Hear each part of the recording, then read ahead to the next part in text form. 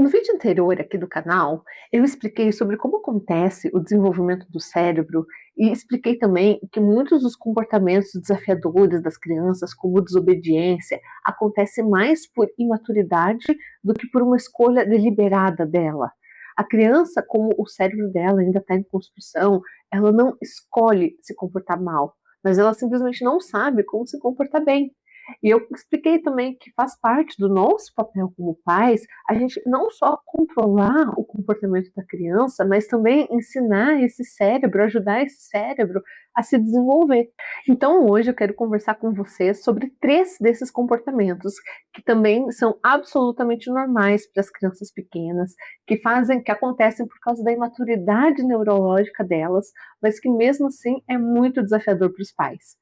E é importante a gente conversar sobre isso, porque quando a gente entende o que está acontecendo com o nosso filho, a gente consegue agir com mais consciência, com mais firmeza, com mais conexão e também com menos culpa. Então, bora pro vídeo. Mas antes de entrar especificamente aqui no vídeo, deixa eu compartilhar com vocês aqui um pouquinho da produção do vídeo, que esse vídeo precisou ser gravado em 3 vezes. No primeiro dia, foi um dia que teve assim, muita oscilação de energia aqui na região, então eu não consegui gravar tudo, tive que terminar de gravar no outro dia. Aí depois, antes de eu conseguir editar, o HD do meu computador queimou. Não perdi os arquivos porque eles estavam na nuvem, mas por algum motivo o arquivo do primeiro vídeo aqui, desse vídeo inteiro, da primeira parte, ficou corrompido.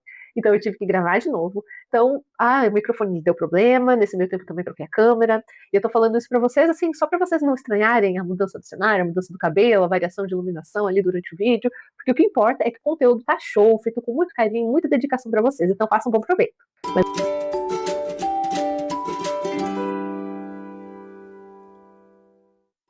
Olá! Se a gente ainda não se conhece, meu nome é Poliana Fornari, eu sou educadora parental e esse canal é para a gente conversar sobre maternidade sem neuras, de uma forma que a informação não seja mais uma fonte de sobrecarga, mas sim uma fonte de segurança e entendimento para a mãe.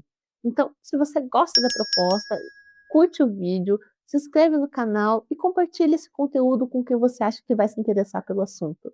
Conforme eu disse no vídeo anterior, o cérebro da criança ele ainda está se desenvolvendo. E aqui eu não vou retomar aqueles conceitos para o vídeo não ficar muito repetitivo. Então, se você não viu o vídeo anterior, depois que você terminar esse, vai lá, dá uma conferida, porque vale a pena. Mas ali, retomando então, né, o raciocínio, o cérebro da criança, ele ainda está se desenvolvendo. Ele é como se fosse uma casa em construção. O que significa que as conexões neurais que participam da aquisição de determinada habilidade, elas ainda estão se formando no cérebro da criança. A parte racional do cérebro da criança também está se formando. Portanto, qualquer habilidade que exija autocontrole, ela ainda vai ser bastante fraca, bastante incipiente na criança, principalmente aquelas que estão lá até os seus 3, 4 anos de idade. E é justamente esse processo que vai explicar os comportamentos que a gente vai conversar agora. Primeiro comportamento, birras. As birras acontecem normalmente depois de alguma frustração. Ou a criança não pode fazer alguma coisa que ela queria, ou então ela é obrigada a fazer alguma coisa que ela não queria. E como que o controle dessa frustração acontece no cérebro adulto? Então, vamos pegar um exemplo do nosso cotidiano, seu time de futebol perde, ou então você não consegue um aumento de salário, por exemplo. A gente vai reagir a essa frustração com os mais variados sentimentos: raiva, tristeza, culpa, vergonha. E vai ser o andar de cima do nosso cérebro, aquela parte mais racional, que vai impedir com que a gente aja com impulsividade, que a gente às vezes agrida alguém, ou então que a gente adote comportamentos autodestrutivos. Enfim, vai ser ela que vai permitir que a gente lide com essa situação de uma forma mais adulta, mais madura. Se a criança pequena ainda não tem um andar de cima totalmente formado, como que ela faz então para lidar com esses sentimentos que vêm de uma frustração? Simples, ela não consegue lidar, é por isso que vem a birra, porque nesse momento não existe o autocontrole do andar de cima, só o que está ali atuando é o andar de baixo do cérebro em estado de luta ou fuga. É por isso que a criança, ela se joga no chão, é por isso que a criança grita, ela chora, às vezes ela até atira alguns objetos, e ela tem tanto controle sobre esse comportamento quanto ela tem sobre o próprio vômito, por exemplo. Mas então, enquanto esse cérebro não amadurece, o que os pais podem fazer para lidar com as birras? Aqui não é castigar a criança, não é ameaçar a criança, não é punir a criança, porque lembre-se que a reação dela é totalmente biológica e involuntária. O melhor que os pais têm a fazer nessa situação é acalmar a criança, validando os sentimentos dela, nomeando os sentimentos dela. Lembra que eu falei que os adultos é que são responsáveis por corregular o cérebro da criança? Então, é exatamente isso que eles precisam fazer no momento de vidas. E esse caminho, ele não é nem só por ser o mais respeitoso, mas é porque ele que vai ser a longo prazo vai ensinar para crianças as habilidades de autorregulação emocional. Então aqui também não adianta você argumentar com a criança, você explicar para a criança. Qualquer tipo de racionalização nesse momento é inútil, porque o cérebro racional dela nesse momento é desligado. Aqui, qualquer explicação, qualquer limite que você precisar dar, qualquer coisa que exija um pensamento dela, você precisa esperar a birra acabar para então poder conversar com ela. E a partir dos 4 anos de idade, aproximadamente, você já pode começar a ensinar para crianças estratégias que elas podem usar para se acalmar, como, por exemplo, respirar fundo, correr um pouco, mas sempre mantendo a corregulação junto. Segundo comportamento, não querer compartilhar. É uma cena bastante comum quando tem crianças ali de seus 2 anos, 2 anos e meio, mais ou menos, brincando, numa festinha, na pracinha, não sei. E quando uma delas não quer emprestar o brinquedo, às vezes os pais ficam estarrecidos com o comportamento daquela criança, né? Eles ficam pensando, nossa, o que que vai ser dessa criança? O que que vai ser do futuro dela? O que que vai ser da socialização dela? Mas na verdade é que eles estão levando muito a sério um comportamento que é absolutamente normal para uma criança dessa idade. As crianças são autorreferentes e egocêntricas, e isso não é nenhum defeito, é uma etapa natural do desenvolvimento delas. Conforme elas vão, o cérebro delas vai amadurecendo, elas vão aprendendo comportamentos pró-sociais, habilidades de autorregulação. A tendência é que elas comecem a aprender a emprestar. Porque para você conseguir emprestar alguma coisa, precisa ter bem desenvolvidos alguns recursos que são bastante sofisticados do cérebro do andar de cima. Dentre eles está a noção de futuro, que é a criança entender que o brinquedo vai para o coleguinha, para o amiguinho e depois volta para ela. Quanto menor for a criança, menos noção ela vai ter da continuidade e do futuro das coisas. Controle inibitório, que é aquela habilidade de eu abrir mão de alguma coisa que eu queira fazer no momento, para fazer alguma coisa que talvez eu não queira, mas que é necessário fazer, ou que vai ser bom para mim a longo prazo. Então, para eu conseguir emprestar, eu preciso regular o meu interesse de ter aquele objeto para abrir mão dele em prol de outra pessoa, para beneficiar outra pessoa. E por falar em outra pessoa, precisa ter a noção do outro, precisa ter habilidades de empatia para que a criança consiga perceber os estados emocionais da outra pessoa, consiga perceber as necessidades, as vontades da outra pessoa. E também precisa ter desenvolvidos aqueles circuitos relacionados à ética e à moral. Portanto, isso quer dizer que não é porque a criança não quer emprestar o caminhão de bombeiro dela agora, com 2, 3 anos, que ela vai crescer sendo um adulto mesquinho e egoísta. E é por isso também que não é respeitoso você obrigar uma criança a emprestar, porque ela não está fazendo aquilo por mal, ela está defendendo a propriedade dela. E nessa idade, ela ainda está construindo a noção do que é eu, do que é meu, e ela precisa construir isso para depois conseguir começar a construir a noção do outro, do que é do outro, do que o outro precisa. Porque emprestar também não é um comportamento socialmente esperado dos adultos.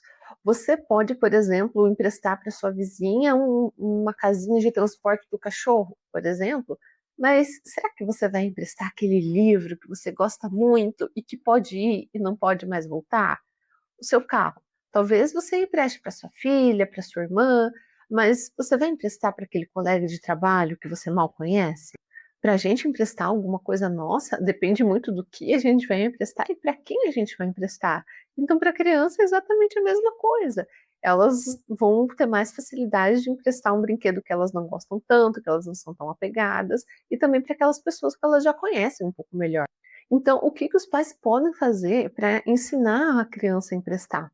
é modelando o comportamento. O exemplo, ele é o melhor professor. Deixa a criança ver como você gosta de compartilhar. Seja você o exemplo de solidariedade e generosidade que você quer que a criança desenvolva.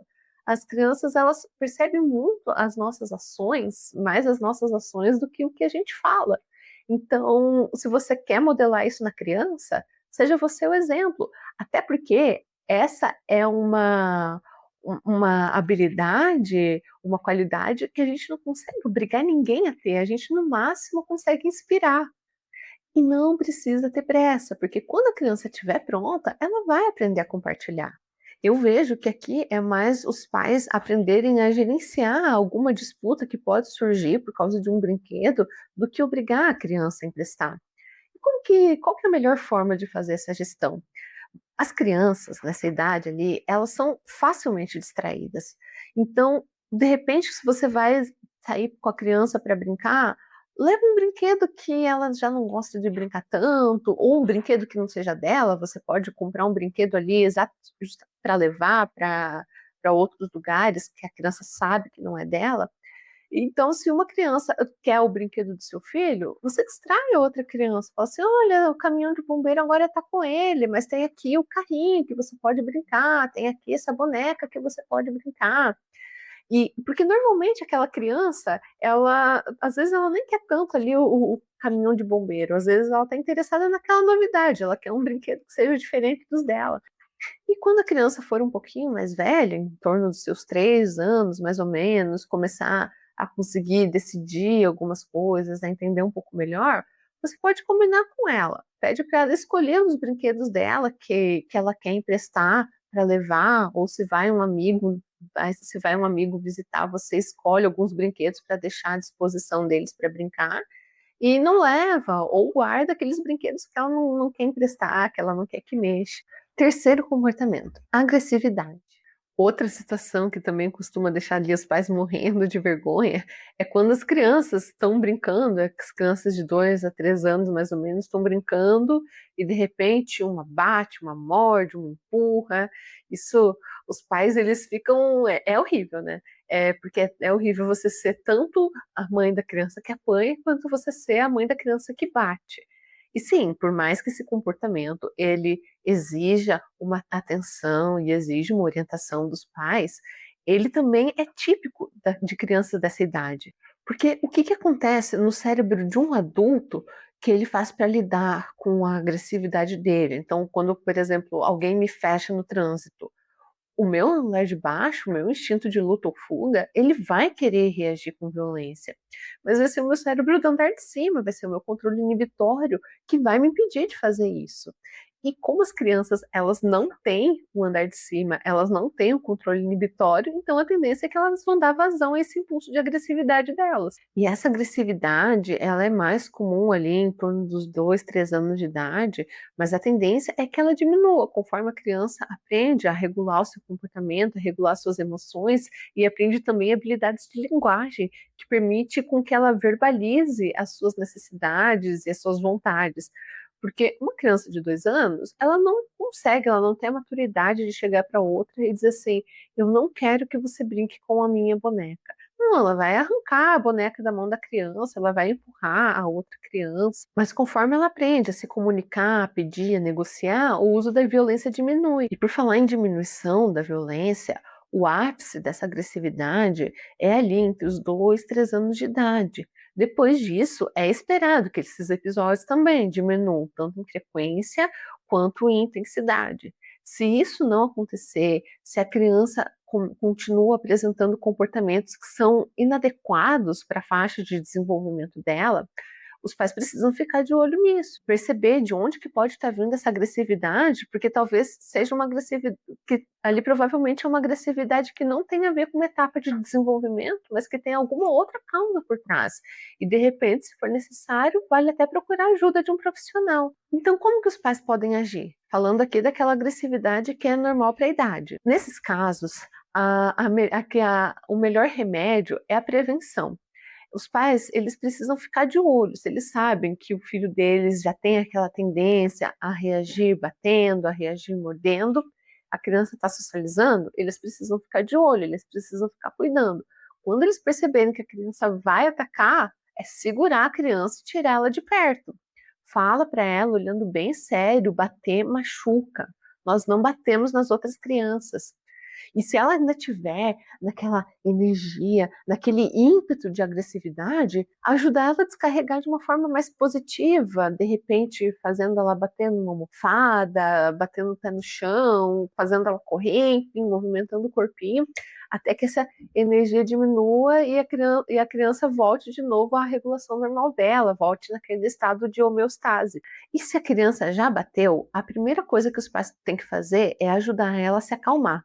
Lembra que eu comentei, né, que uma criança inundada por uma emoção, ela não responde a nenhuma lógica, ela não consegue entender nada? Então, primeiro passo, acalma a criança.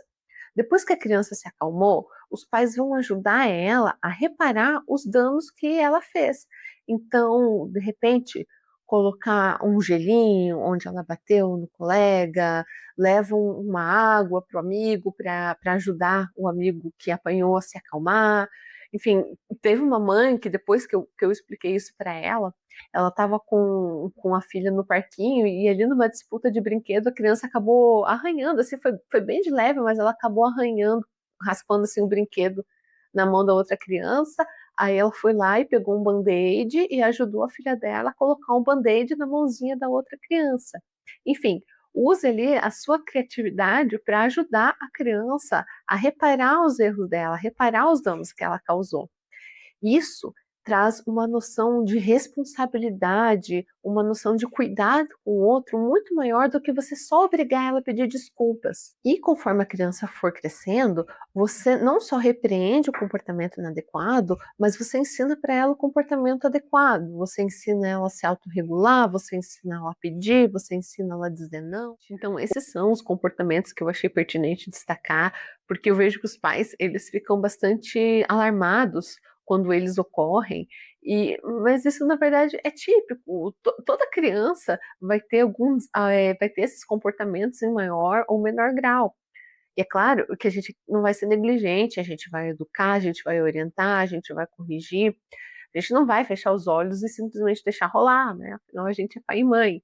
Mas esses comportamentos também não são motivos para alarme. A gente pode agir com mais tranquilidade, mais consciência e mais segurança. E se você gostou do vídeo, deixa seu like e me conta aqui nos comentários se você de repente está olhando algum comportamento do seu filho sob uma nova ótica, se você lembra de algum outro comportamento que também é típico das crianças, se você tem alguma dúvida, alguma crítica, alguma sugestão, pode colocar aqui nos comentários que eu vou adorar ler. Fique bem, até a próxima!